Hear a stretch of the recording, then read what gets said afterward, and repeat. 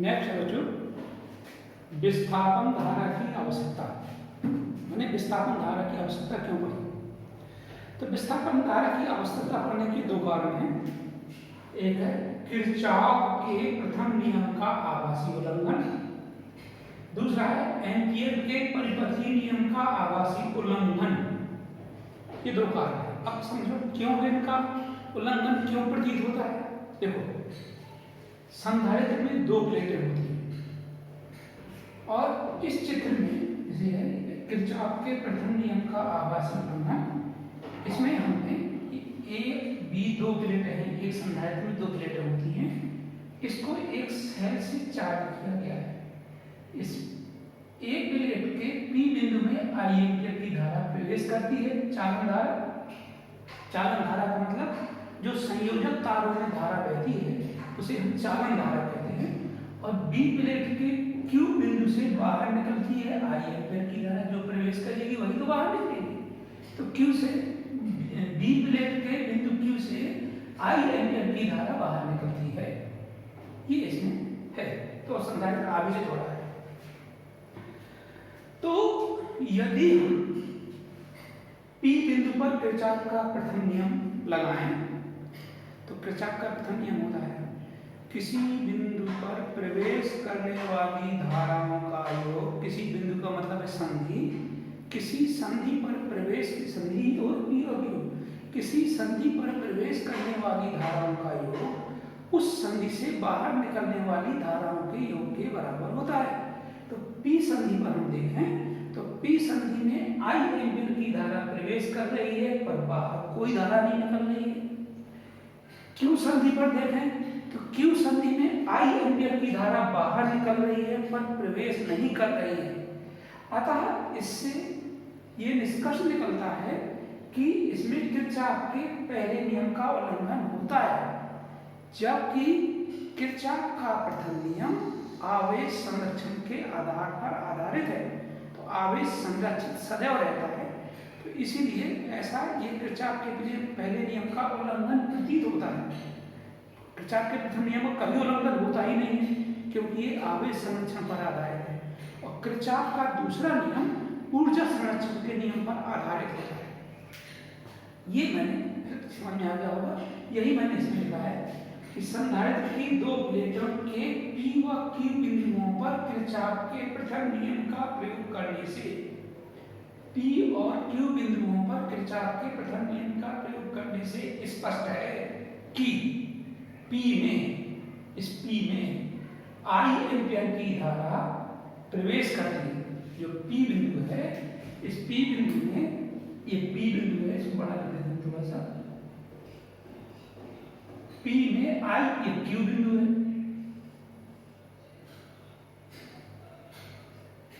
P में आई ampere की धारा प्रवेश करती है परंतु बाहर नहीं निकलती, बाहर कोई धारा नहीं निकलती। जबकि क्यू में आई एम्पियर की धारा बाहर निकलती है परंतु प्रवेश नहीं करती। अतः इससे किरचॉफ के प्रथम नियम का उल्लंघन प्रतीत होता है। परंतु किरचॉफ का प्रथम नियम आवेश संरक्षण पर आधारित है। अतः इसमें कुछ न कुछ गायब है, इसमें जो गायब हो गया है, अतः गायब हुई राशि ही विस्थापन धारा है, जो हमें समझ में नहीं आ रही है कि क्या है, इसमें कौन सी धारा है। तो जो गायब हुई राशि है वही विस्थापन धारा है, क्योंकि आवेश संरक्षण का उल्लंघन, आवेश संरक्षित रहता है, कहीं पर भी ऊर्जा संरक्षित रहती है, ये यूनिवर्सल प्रिंसिपल। दूसरा है एम्पियर के परिपथीय नियम का आभासी उल्लंघन। अब इसको देखो, ए और बी दो प्लेटें हैं, इसमें वही है आई, ए में आई, ए प्लेट में आई एम्पियर की धारा प्रवेश करती है, बी में आई से आई एम्पियर की धारा बाहर निकलती है। प्लेट ए के बाईं ओर एक बंद लूप है C1, प्लेट ए के दाहिनी ओर एक बंद लूप है C2। तो इसमें हम लूप C1 और लूप C2 में किरचॉफ का नहीं, एम्पियर का परिपथीय नियम लगाते हैं। तो एम्पियर का परिपथीय नियम होता है किसी बंद पथ की सीमा के अंतरिक्ष चुंबकीय क्षेत्र का रेखीय समाकलन चुंबकीय क्षेत्र का रेखीय समाकलन का मतलब vector B dot vector dl बराबर बहने वाली धारा का म्यू जीरो गुना होता है। जैसे C1 में आई एम्पीयर की धारा प्रवेश करती है तो I इंटू म्यू जीरो, तो म्यू जीरो I। तो लूप C1 के लिए एम्पीयर का परिवर्तन नियम होगा इंटीग्रेशन ब्रैकेट में C1 vector B dot vector dl बराबर म्यू नॉट I। समीकरण नंबर 1। लूप C2 के लिए इस तरह से हो जाएगा integration C2 vector B dot vector dl बराबर म्यू जीरो इंटू जीरो, क्योंकि लूप C2 में कोई धारा नहीं है। लूप C2 में कोई धारा नहीं है। अब लूप C1 और लूप C2 प्लेट A के बाईं और दाईं ओर है, ये दोनों बंद लूप, इसीलिए यह बराबर होना चाहिए। यही लिखा है लूप C1 और लूप C2 प्लेट एक के दोनों ओर है, दोनों ओर का मतलब एक बाईं ओर है एक दाईं ओर है, अतः इन्हें बराबर होना चाहिए। परंतु समीकरण 1 और 2 से ये बराबर नहीं है। समीकरण 1 में है ये म्यू जीरो आई लूप C1, समीकरण 2 में है 0, तो ये इसके बराबर नहीं है। अतः गायब हुई राशि विस्थापन धारा है। तो ये विस्थापन धारा की आवश्यकता इसलिए पड़ी क्योंकि ये दो नियमों का आभासी उल्लंघन होता है। तो कभी ये याद आए तो ये लिखना है विस्थापन धारा की आवश्यकता क्यों है, तो उसके लिए दो टॉपिक है। मैक्सवेल की विस्थापन धारा की आवश्यकता या विस्थापन धारा किसे कहते हैं। तो इसके पहले देखा आपने कि जब संधारित्र चार्ज होता है, आवेशित होता है, तो प्लेटों के बीच जो गायब रहता है वही गायब हुई राशि विस्थापन धारा है। तो मैक्सवेल ने इसको कहा, क्या कहा कि जब हम संधारित्र को आवेशित करते हैं तो आवेशन के दौरान संधारित्र की प्लेटों के बीच आवेश परिवर्तित होता है और इसी आवेश परिवर्तन की दर को विस्थापन धारा ID कहते हैं।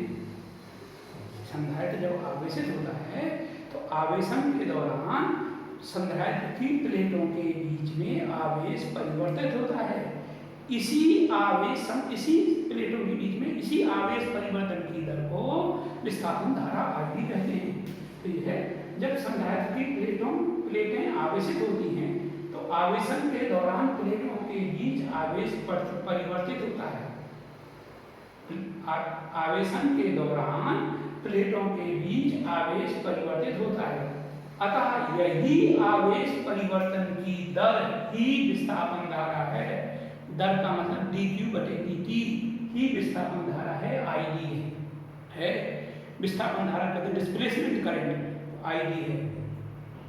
माना संधारित्र की प्रत्येक प्लेट का क्षेत्रफल T समय में आवेश QT है, तो T समय में प्लेटों के बीच विद्युत क्षेत्र की तीव्रता ET बराबर छोटा सिग्मा T/A। मैंने T में तो नहीं समझाया, मैंने आपको ये समझाया था प्लेटों के बीच विद्युत क्षेत्र की तीव्रता E बराबर छोटा सिग्मा बटे एप्सिलॉन 0 होता है, ये मैंने तुम्हें समझाया है।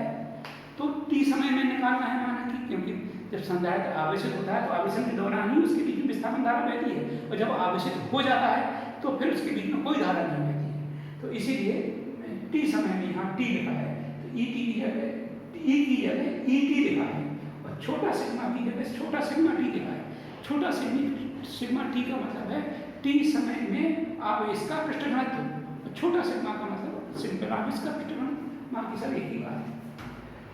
तो T समय में प्लेटों के बीच विद्युत क्षेत्र की तीव्रता ET बराबर छोटा सिग्मा T/A, और आप जानते हो आवेश का पृष्ठ घनत्व बराबर होता है आवेश बटे क्षेत्रफल, प्रत्येक प्लेट का क्षेत्रफल A है। तो छोटा सिग्मा T समय, छोटा सिग्मा T क्या है, T समय में आवेश का पृष्ठ घनत्व है, और ये बराबर हो जाएगा QT/A, माने T समय में आवेश बटे A। तो छोटा सिग्मा T की जगह Q/A रखें, QT/A बटे एप्सिलॉन 0, तो ये A इधर बटे में आ जाएगा। अब हमें अभी मैंने पढ़ाया कि आवेश परिवर्तन की दर को विस्थापन धारा कहते हैं। संधारित्र की प्लेटों के बीच में आवेश परिवर्तन की दर को विस्थापन धारा कहते हैं।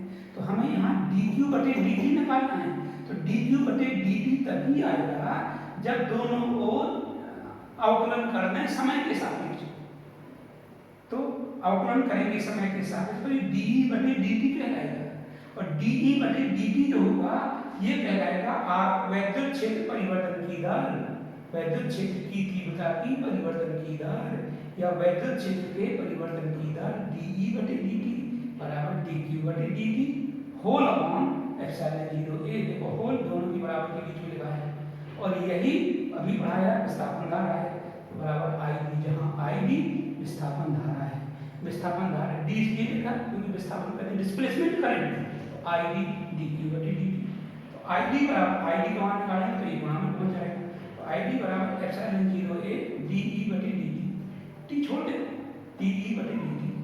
अब ए को ई के साथ लिख दें तो ई ए, और अभी पढ़ाया, अभी का मतलब है गॉस की प्रमेय में पढ़ाया था वैद्युत फ्लक्स फाई ई बराबर ई एस होता है, एस वहाँ क्षेत्रफल बताया था, यहाँ क्षेत्रफल ए है, हमने ए माना है, तो फाई ई बराबर ई होता है, तो डी फाई ई बटे डी टी हो जाएगा। तो ये विस्थापन धारा के दोनों टर्म में, वैद्युत क्षेत्र की तीव्रता के रूप में और वैद्युत फ्लक्स के रूप में, तो अतः विस्थापन धारा आई डी बराबर एप्सिलॉन 0 ए इंटू डी ई बटे डी टी बराबर एप्सिलॉन 0 डी फाई ई बटे डी टी। ये एक बार 3 नंबर में आया है, तो आपको यहाँ से यहाँ तक समझ में आ गया। अब नोट्स, अतः इससे हम ये देखते हैं तो धाराएं दो प्रकार की होती हैं, एक जब तारों के बीच में धारा बहती है चालन धारा, उसको कहते हैं कंडक्शन करंट, संयोजक तारों में बहने वाली धारा, मुक्त इलेक्ट्रॉनों के कारण संयोजक तारों में बहने वाली धारा को चालन धारा कहते हैं। विस्थापन धारा संधारित्र में आवेशन के दौरान प्लेटों के बीच आवेश परिवर्तन की दर विस्थापन धारा कहलाती है। तो ये था मैक्सवेल का विस्थापन धारा। अब नेक्स्ट है विस्थापन धारा से व्याख्या। माने स्टार्टिंग में हमने पढ़ा था विस्थापन धारा की आवश्यकता के दो कारण थे, एक था किरचॉफ के प्रथम नियम का आभासी उल्लंघन, दूसरा था एम्पियर के परिपथी नियम का आभासी उल्लंघन। अब हम जब हमें विस्थापन धारा पता चल गई कि जब संधारित्र आवेशित होता है तो आवेशन के दौरान प्लेटों के बीच में आवेश परिवर्तन की दर को विस्थापन धारा कहते हैं, तो इसकी हमें व्याख्या करनी है। अब हम जैसे किरचॉफ का प्रथम नियम है, ये बिंदु P है, ये बिंदु Q है, आप समझ चुके हो कि संयोजक तार है, इसमें जो धारा बहती है मुक्त इलेक्ट्रॉनों के कारण चालन धारा IC कहलाती है। ये विस्थापन धारा ID है, I के नीचे D लिखा है, और ये बिंदु Q है, यहाँ IC है, ये IC है।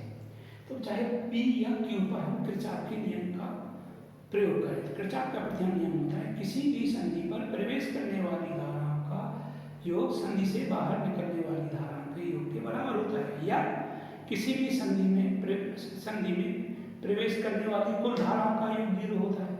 तो I और प्लस माइनस ID बराबर 0, IC बराबर ID, माने IC प्रवेश करने वाली धारा, जैसे हम इसको हम लिखें तो ये हो जाएगा IC प्लस माइनस ID बराबर 0। यही तो किरचॉफ का प्रथम नियम, किसी संधि पर प्रवेश करने वाली कुल धाराओं का योग 0 होता है। अब बाहर निकल रही है तो ऋण हो गया, ऋण ID बराबर 0, धन ऋण का गुणा ऋण हो जाए तो IC माइनस ID बराबर 0। तो IC बराबर ID, IC कंडक्शन करंट माने चालन धारा, ID डिस्प्लेसमेंट करंट माने विस्थापन धारा। इसका मतलब conduction current is equal to displacement current, अर्थात चालन धारा ब्रैकेट में IC एवं विस्थापन धारा ब्रैकेट में ID बराबर होती हैं। तो इससे किरचॉफ के नियम के पहले नियम की व्याख्या हो जाती है, और क्योंकि किरचॉफ का पहले नियम का उल्लंघन हो ही नहीं सकता क्योंकि ये आवेश संरक्षण पर आधारित है। दूसरा है एम्पियर के परिपथी नियम का उल्लंघन, जैसे प्लेट P के बाईं ओर लूप C1 है, ये लूप C2 है, लूप C1 में IC चालन धारा बह रही है संयोजक तारों के बीच में, और लूप C2 संधारित्र की प्लेटों के बीच में संधारित्र आवेशित हो रहा है, तो आवेशन के दौरान प्लेटों के बीच में बहने वाली धारा है विस्थापन धारा डिस्प्लेसमेंट करंट ID, और फिर बाहर निकल रही है तो चालन धारा IC हो जाएगी।